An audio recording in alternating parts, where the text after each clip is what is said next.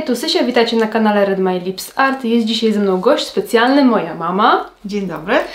Ostatnio namówiliście mnie, żebym razem z mamą przetestowała kilka rzeczy. Tutaj w szczególności w dzisiejszym odcinku będziemy skupiać się na podkładach VIP z Glam Shopu, bo testowałam je na sobie, ale ma być to podkład, jak ja mówiłam, wygładzająco liftingujący, więc fajnie by było sprawdzić ten podkład na jakiejś innej skórze. I też bardzo chciałabym sprawdzić te pudry. Są to pudry Glam Naturalny Blask, takie lekko rozświetlające, które mają trochę wyglądać jak test Hourglassa i zobaczymy, jak będą wyglądały na skórze mojej mamy. Więc jeżeli chcecie zobaczyć te produkty i ogólnie jakiś fajny makijaż z kolorowym akcentem, to zapraszamy Was do oglądania. Zobaczymy, co tam dzisiaj córeczka mi wymyśliła. Zobaczymy. Zapraszamy. Ty jesteś trochę opalona, no nie? Tak. Bo byłaś nad morzem, więc myślę, że któryś z tych ciemniejszych. Tutaj mam biszkoptowy 2, on jest dosyć ciepły, więc może właśnie fajnie pasować. A tutaj mam oliwkę 2, który jest taki trochę bardziej neutralny, chłodniejszy, więc spróbujemy sobie ten biszkoptowy, czyli najciemniejszy z gamy. Zobaczmy. No, powinien być ok. Ja zacznę od lekkiego nawilżenia skóry. Tutaj jest taki emulsyjny primer tonizujący z Basic Lab, czyli coś między tonikiem a emulsją. Bardzo fajnie nawilża, więc przygotuję nam od razu skórę pod makijaż.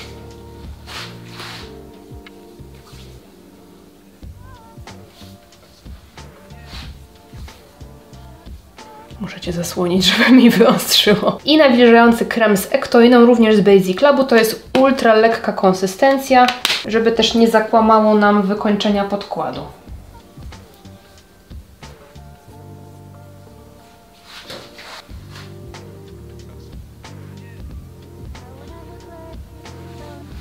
Ok, i możemy przejść do naszego podkładu. Zaaplikuję lekko palcem, potem wklepię gąbeczką. Wow, takiego koloru to jeszcze nie miałam na twarzy. No jesteś trochę opalona, ale to jest dosyć ciepły kolor, ten biszkoptowy. Ale widać już, że ładnie będzie. Odcień jest taki promienny. No. Zauważyłaś? Ładnie wygląda. Jakby troszkę zredukował takie zaczerwienienie, takie poopaleniznowe zaczerwienienie. No faktycznie pasuje Ci ten odcień. A tak wątpiłam w ten kolor, bo jak zobaczyłam gamę kolorystyczną, to ten wydawał mi się bardzo ciepły. Tutaj ładnie wygląda ten podkład, ale trochę na nosie nie mogę go ładnie ułożyć, tak jakby mi trochę wchodził w pory jakoś tak dziwnie i nie mogę go tak ładnie doklepać, ale poza nosem to na przykład na policzku wygląda bardzo ładnie. No mi się wydaje, że fajnie wygląda. On ma takie fajne wykończenie, bo nie jest ani matowy, ani błyszczący, tylko taki pośrodku, nie?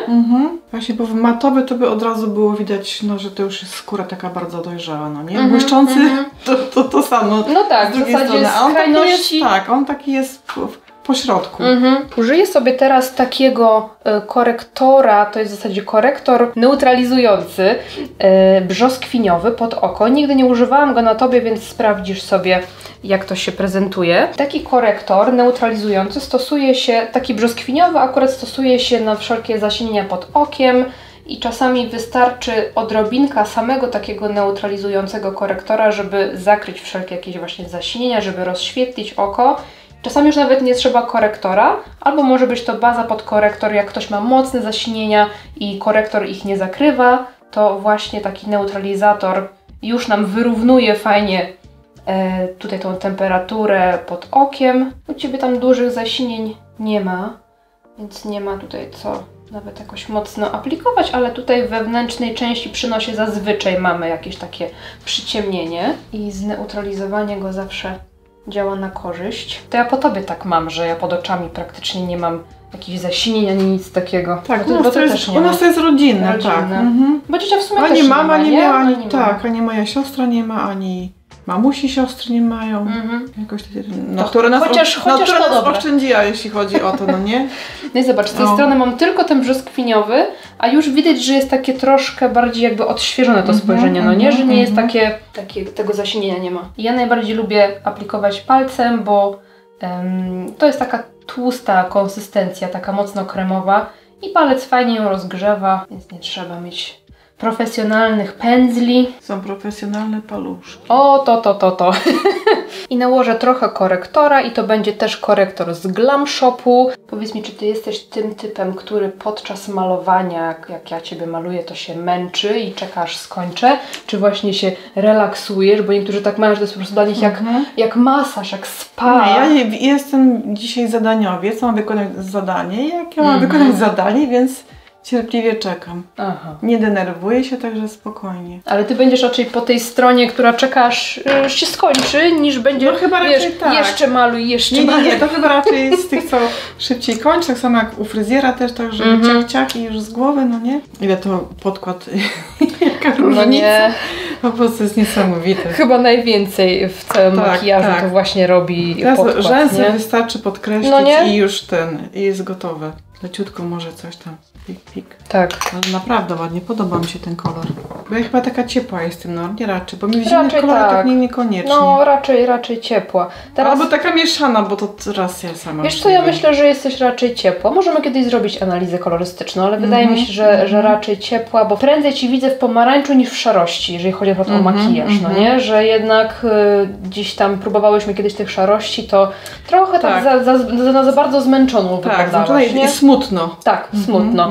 Bo jak się dobierze te kolory nie pod swój typ kolorystyczny, to trochę właśnie potrafią albo dawać wrażenie, że jesteśmy zmęczone, albo starsze.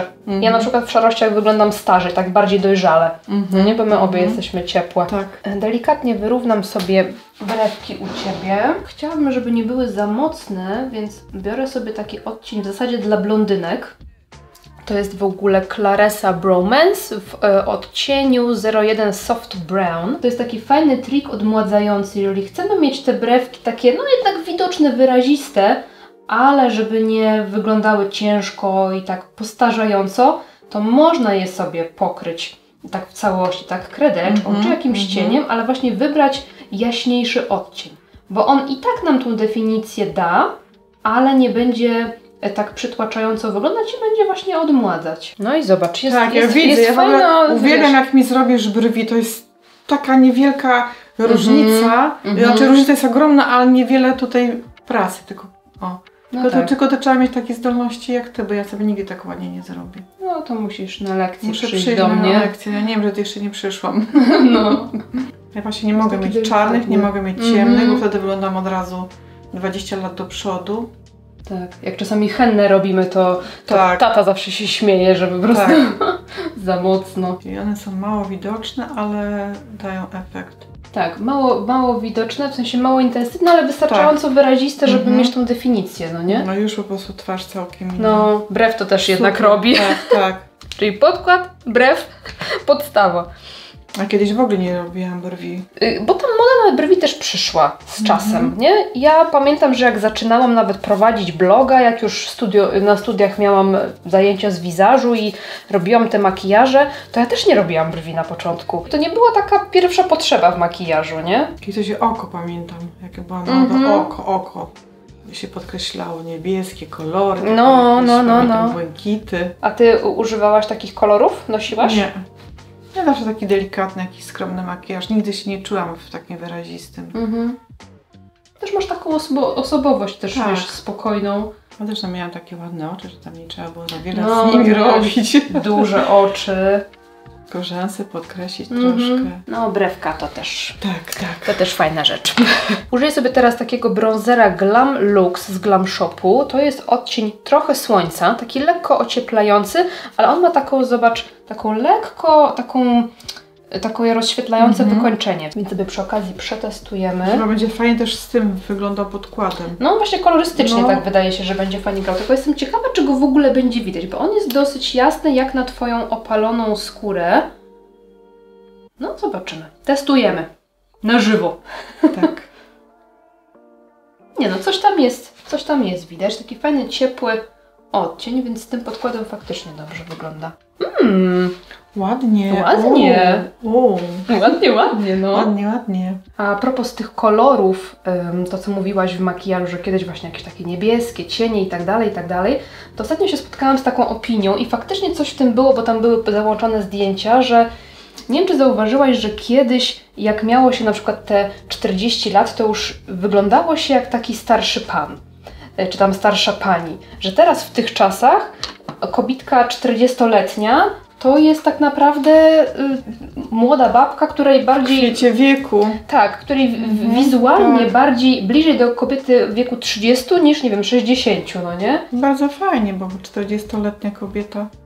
Chociaż u Balzaca już 30-letnia kobieta była dojrzała i starsza, no nie? No właśnie. No to się wszystko na szczęście w drugą stronę odmienia. No właśnie, a nawet jak się spojrzy na jakieś stare filmy, takie z lat 80., że właśnie jak byli te 40-latki, 40-latkowie, to oni byli już... I one już ubierały się tak poważnie, jak takie no. starsze, dojrzałe panie. A przecież 40 lat, no co to jest? No właśnie.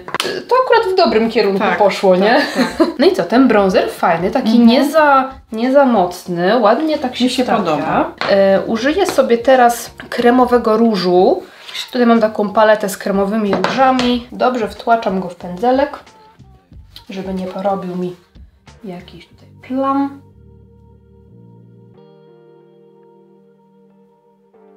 Taki też on nie jest taki za mocny, za ciemny, bo ty też nie lubisz jakichś takich bardzo mocnych, nie? Policzków. No nie. Ale troszeczkę widać, fajnie. No, to jest ładny kolor dla ciebie w ogóle. Czyżbym musiała zmienić?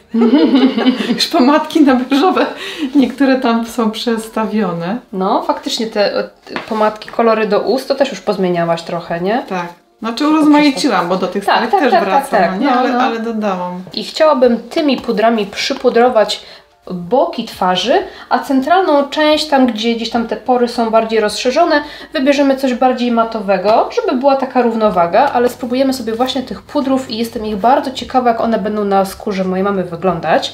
To są pudry, które mają właśnie dawać taki satynowo rozświetlający, delikatny blask. Użyję sobie tych dwóch odcieni, bo ten taki jaśniutki może trochę za bardzo rozjaśnić moją opaloną mamę. Nakładamy i zobaczymy, jakie to wykończenie nam tutaj da na skórze. Ty używasz pudrów? Nie. W makijażu na co dzień? Nie. No właśnie, bo jest takie też przeświadczenie, że te pudry też nam tak dodają trochę Tak, i dlatego lat. nie używam, ale wiem, że te pudry teraz są inne niż kiedyś były, bo kiedyś rzeczywiście wysuszały i każdą kreseczkę, każdą zmarszczkę było widać. To prawda, masz rację, że tutaj pod tym kątem pudry się mocno zmieniły i można znaleźć naprawdę dla kobiet w każdym wieku puder, który będzie pasował i dobrze wyglądał i właśnie sprawiał, że będzie jeszcze lepiej ta skóra wyglądała. Okej, nałożyłam na razie sam te rozświetlające pudry. Pokaż mi tutaj policzek. Czy my widzimy, że coś się z tym policzkiem dzieje? On tak odbija delikatnie światło, nie? Tak, ja widzę, no nie? Tutaj widać, że delikatnie to światło się łapie. Jakby w ogóle, moim zdaniem, nawet tutaj nie potrzeba rozświetlacza, jak ktoś nie lubi aż tak za bardzo, za dużo. Nie lubię. No, więc moim zdaniem to jest takie akuratne rozświetlenie, wystarczające. Przejdziemy sobie teraz do przypudrowania centralnej części twarzy i tutaj użyję bardzo fajnego pudru z RMS Beauty.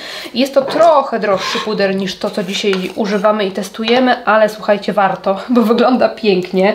Bluruje niesamowicie, ma taki fajny skład, bo on jest na bazie bodajże krzemionki.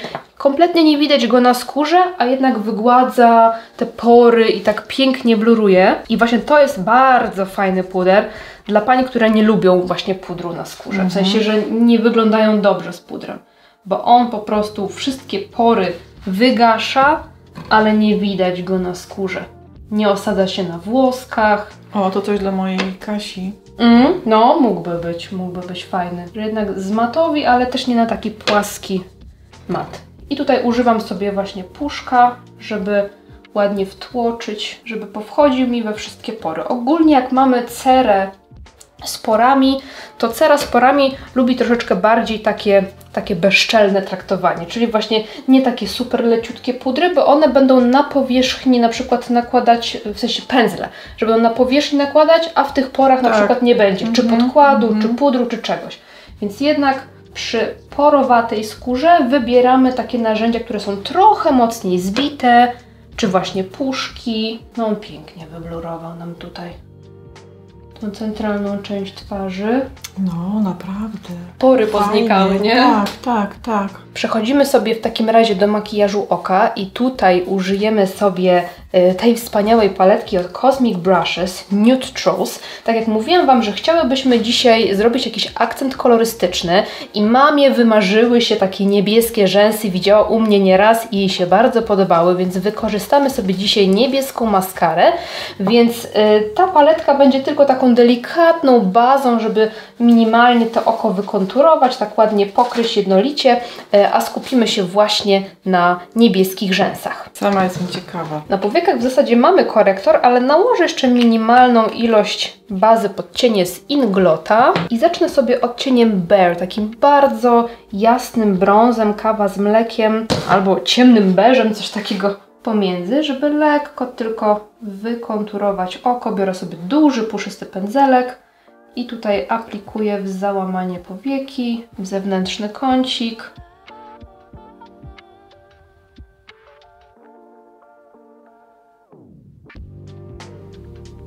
Bardzo ładny kolorek ten Bare, taki, że niby prawie tam go nie widać, ale jednak coś tam na tym oku robi. Bardzo fajny. Ja oczywiście patrzę na ten kolor, który mi teraz nakładasz.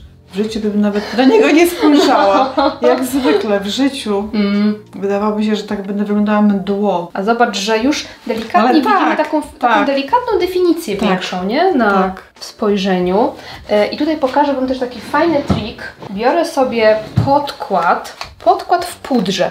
To jest też z Glam Shopu, to jest ten błyskawiczny podkład w pudrze i on też fantastycznie sprawdza się jako cień do powiek, taki beżowy, kryjący, więc przy okazji jak ktoś ma na przykład jakieś widoczne żyłki na powiece, czy jakieś zasinienie i korektor tego nie przykrywa, czy baza, to właśnie fajnie jest sobie takim podkładem normalnie nałożyć na powiekę jako cień. I mamy pięknie gdzieś tam rozjaśnioną powiekę, wyrównany koloryt, więc nie tylko nadaje się na twarz, żeby nią wyrównywać koloryt skóry, ale też na powieki do cieniowania. Wracam sobie do paletki i teraz sięgam sobie po odcień Glamorous. To jest taki delikatnie błyszczący, coś między beżem a złotem. Minimalnie sobie dołożymy troszeczkę blasku tak na środek powieki. I znowuż taki fajny kolor, który nie jest ani za jasny, ani za ciemny, ani za krzykliwy. Zobaczcie, że błyszczących cieni też nie musimy nakładać na całą powiekę. Możemy dodać je na przykład przy linii rzęs albo troszeczkę na środek, żeby tylko oko łapało delikatnie światło podczas gdzieś tam mrugania, patrzenia i już jakieś takie troszeczkę rozświetlenie dodatkowe nam dodaje, a bez takiego efektu ciężkiego, nie? Że tak mocno się tam coś ładnie, ładnie, naprawdę. Trzeba wypróbować, bo tak człowiek patrzy na te i czasami kolorowe kwadraciki i tak, chyba to nie za ładne, to nam nie pasuje, a dopiero jak się sprawdzi, to dopiero się okazuje, że nam jednak pasuje. Zanim zrobię takie piękne kolorowe rzęsy, to zrobimy taką leciutką kreseczkę wzdłuż linii rzęs, żeby przy okazji mieć trochę mocniejszą taką definicję. Znowu jakieś nowe rzeczy u mnie, nie? Coś nowego, tak. Biorę sobie taki malutki, skośny pędzelek. To jest akurat z Lovely Duo Brow Brush. No i co? Lecimy. Troszkę sobie wywijam powiekę, żeby dostać się jak najbliżej rzęs. Bo bardzo nie lubię tego efektu, jak mamy kreskę, potem jest taka biała przestrzeń powieki, taka skóra widoczna i dopiero potem rzęsy. Musi być to wszystko ze sobą połączone, więc zawsze gdzieś tam staram się ładnie między te rzęsy wejść. To jest w ogóle eyeliner z Affectu, z tej nowej kolekcji. I on się nazywa Simple Lines Gel Liner. Znowu mi się podoba. No to super. Ja delikatnie pokryję też tą przestrzeń tutaj, bo ona też jest taka jasna. Spójrz w moją stronę. I teraz spójrz na tamtą ścianę. Teraz musisz patrzeć na wprost, na mnie. Możesz sobie oczywiście mrugać.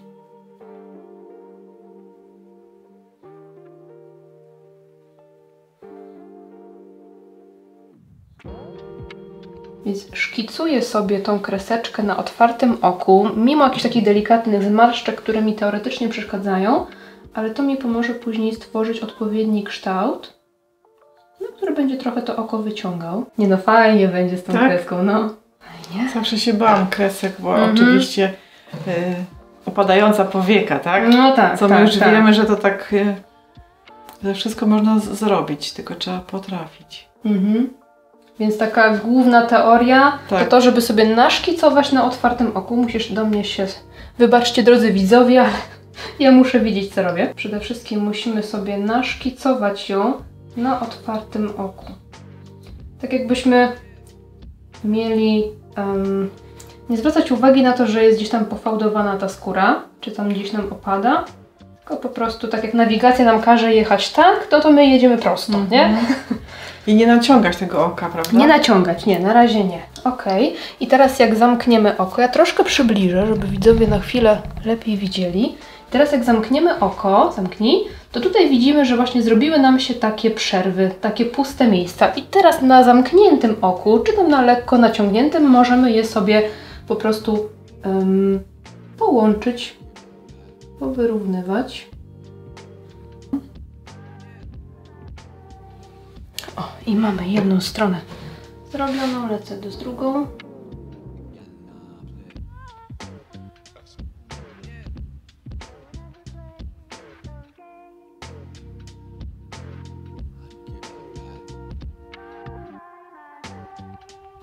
Wow! Kurde, jakie fajne te kreseczki. No, też mi się podobają. I zobaczcie, kolor jest dla każdego, nie? To nie ma. Ja się właśnie też bałam takiego niebieskiego, chociaż bardzo mi się podoba na Twoich oczach, bo też była taka opinia jak niebieskie oczy, no to już nie niebieskie kolory, żeby się nie... Tak, ale to też zależy jaki odcień. Też zależy jaki odcień i wiesz, i nie ma co patrzeć tylko i wyłącznie na kolor tęczówki, bo to jest ważne, jaki my mamy kolor naszej skóry, włosów, stylizacji. I ja na przykład bardzo lubię niebieską maskarę, bo na przykład moje oczy przy niebieskiej maskarze wychodzą na bardziej zielone, albo bardziej jakieś takie szaro-turkusowe. Więc też nasza tęczówka może mieć różne kolory w zależności od tego, czym ją podkreślimy. To też jest fajne. Super. Twoje na przykład teraz mi się wydają takie zielonkawe. Bo ja w ogóle mam taki zielonkawy odcień. Ten niebieski będzie teraz bardziej wydobywał na przykład te brązowe nutki, które sprawiają, że jest trochę bardziej zielone te oko, ta tęczówka, nie? Delikatnie podkręcę rzęsy. I tuszuję rzęsy. Tutaj bezpośrednio z opakowania, bo to jest nowa maskara. I jest to Hean kolor maskara Blue Lagoon. Nazywa się odcień chyba tak, Blue Lagoon. No i tuszujemy. I jeżeli chodzi o tusze kolorowe, to warto nałożyć tak minimum 2, a najlepiej ze 3 warstwy, żeby ten kolor był taki super wyrazisty i intensywny.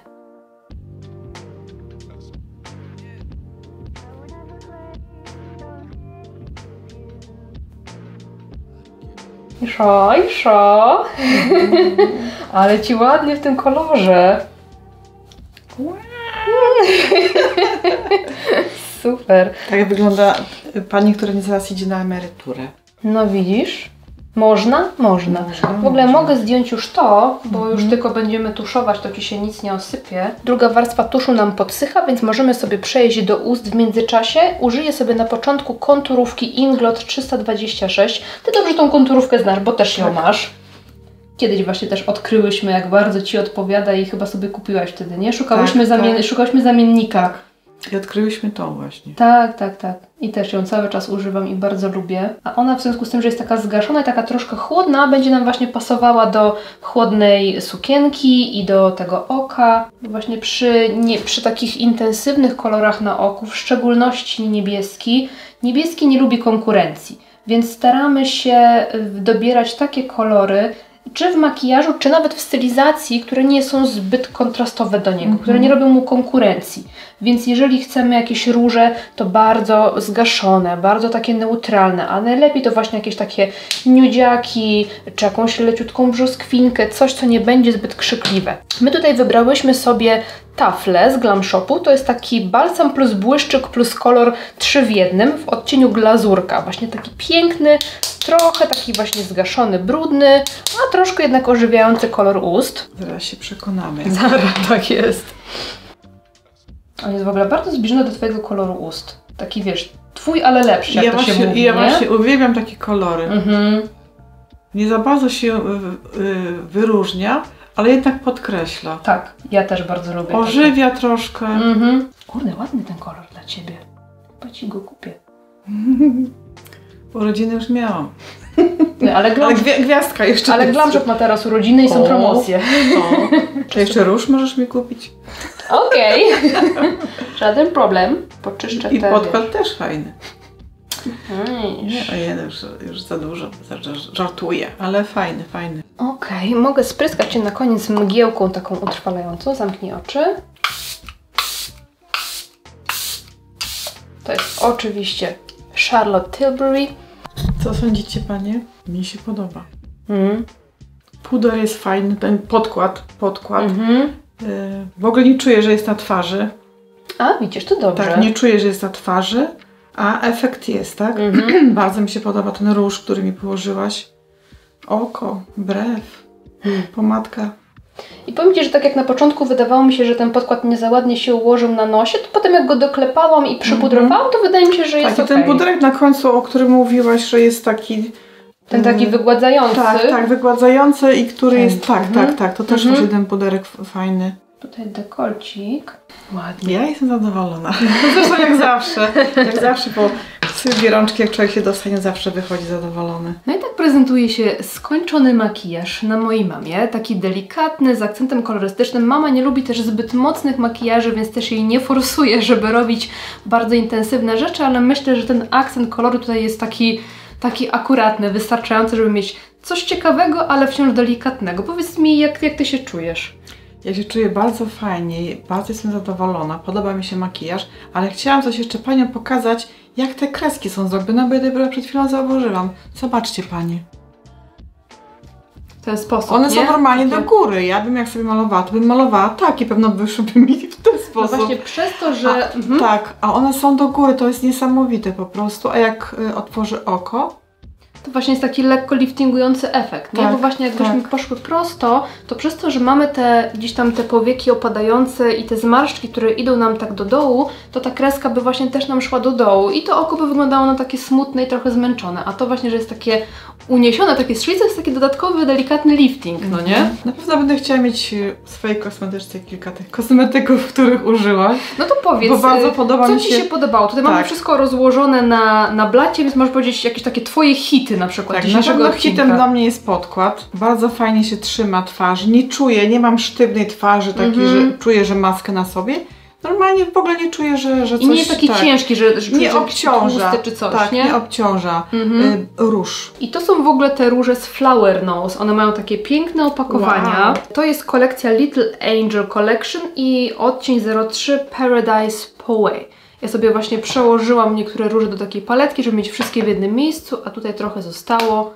Więc takie w ogóle, wiesz, jak taka biżuteria troszkę, nie? Tak, piękne te opakowania. Co jeszcze fajne, ten puderek taki, co na końcu wykończyłaś, taki... Ten z RMS. No i właśnie ten puder bardzo lubię dla skór dojrzałych, bo mówię, tak jak mówiłam podczas makijażu, że w ogóle go nie widać na skórze, że on robi ten blur, te wygładzenie, lekkie zmatowienie, ale nie robi takiego efektu właśnie takiej pudernicy, że nie widać w porach, na włoskach tego pudru, więc jest taki transparentny, niewidoczny. Bardzo fajny.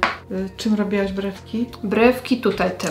Tak. Claresa Bromance. Tak, bardzo fajny kolorek dla mnie, tak? On jest w ogóle bardzo fajny dla blondynek, ale właśnie też dla kobiet, które chcemy odmładzać i nie robić się zbyt mocnych i zbyt ciemnych tych brwi, nie? Więc u Ciebie też się fajnie się sprawdził. No i oczywiście creme de la creme. To niebieskie, aż sama byłam ciekawa efektu, bo nigdy nie miałam takiej niebieskiej spiralki. Super, pięknie, bardzo mi się podoba. Fajnie pasuje Ci do sukienki, ale też zobacz, że nigdy w sumie nie miałaś takiego intensywnego koloru na oku, bo nawet jak robiliśmy coś z takim lekkim kolorkiem, to on był raczej brudny, przygaszony, coś tam, nie? A tu jednak jest taki, no prawie, że wiesz, neonowy. Tak, czyli znowu Panie, odważcie się, spróbujcie. No jak ja się fajnie czuję. Jak mamie się podoba, to znaczy, że warto spróbować. Tak, i poszłabym w miasto. Na pewno. Super, to co, jedziemy do kina? Jasne. Dajcie znać, jak podobał się Wam dzisiejszy odcinek. Czy może Was zainteresował któryś z tych kosmetyków? Może macie któryś z nich i też jest dla Was hitowy? Koniecznie piszcie, jeżeli lubicie tego typu odcinki z gościami specjalnymi, gościniami. Będzie mi bardzo miło. To zostawcie kciukaska do góry, wsparcie dla mnie i dla mamy i widzimy się w następnym odcinku. Dzięki za oglądanie, trzymajcie się, pa pa! Dziękuję.